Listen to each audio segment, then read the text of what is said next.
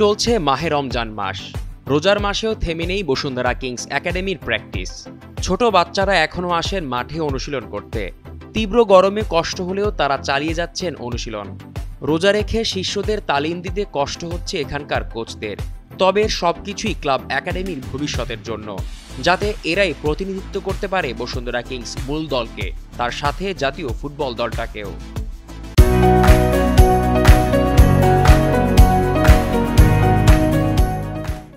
আগে থেকেই জানা ছিল রোজার পর শুরু হবে টুর্নামেন্ট। সেই টুর্নামেন্টে পরখ করে দেখা হবে বসুন্ধরা কিংস একাডেমির খুদে ফুটবলারদের। গেল বছরের অক্টোবরে শুরু হওয়া একাডেমির যাত্রা প্রায় 6 মাস হলো, তবে এখনও পরখ করে দেখার সুযোগ হয়নি কে কেমন খেলে। রোজার পর সেটাই করা হবে, জানিয়েছিলেন একাডেমির টেকনিক্যাল ডিরেক্টর জুবায়ের নিপু। তবে প্র্যাকটিসের সময় প্রচণ্ড রোদের কথাও বলেছেন তিনি। এই রমজান মাসে অনেক ইরেগুলার, আমরা 3 দিনে একটা ওভারনেটের প্লেয়ার হবে না, আমি আগে বলেছিলাম। সুতরাং 6 দিন মিনিমাম 5-6 দিন ট্রেনিং করতে হবে। তো আমরা এখানে যে 3 দিনটা এখানে ট্রেনিং করাই, সেই হিসাবে আমরা তাদের হোমওয়ার্ক দিয়ে দিই, কিন্তু হোমওয়ার্ক ওরা করে না বাসায়। আমি দেখতেছি ইমপ্রুভমেন্টটা খুব গ্র্যাজুয়ালি হচ্ছে। তবে আমরা আশাবাদী যে অচিরেই ওরা ভালো একটা জায়গায় পৌঁছাবে।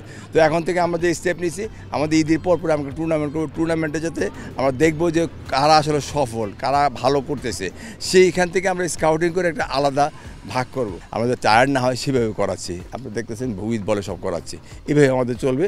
আমাদের ইনশাল্লাহ আমাদের আগামী বছর আমি মনে করি যে এই বছরে যারা ভর্তি হয়েছে অনেকটা 1 বছর ইমপ্রুভ করবে ইনশাল্লাহ। আমরা কিন্তু এই একটা ভালো প্লেয়ার পেয়ে গেছি অলরেডি। আমাদের হামজা তো আছেই, সে পরীক্ষিত প্লেয়ার, একটা ইংলিশ লিগের প্লেয়ার। তো তার সাথে যদি ও আসছে, তো স্বাভাবিক এটা ওদের পেস আমাদের পেস অনেক ডিফারেন্স, এটা মানতেই হবে ডেফিনেটলি। সুতরাং এই পেসে যখন খেলবে আস্তে আস্তে কোঅপ করতে পারবে।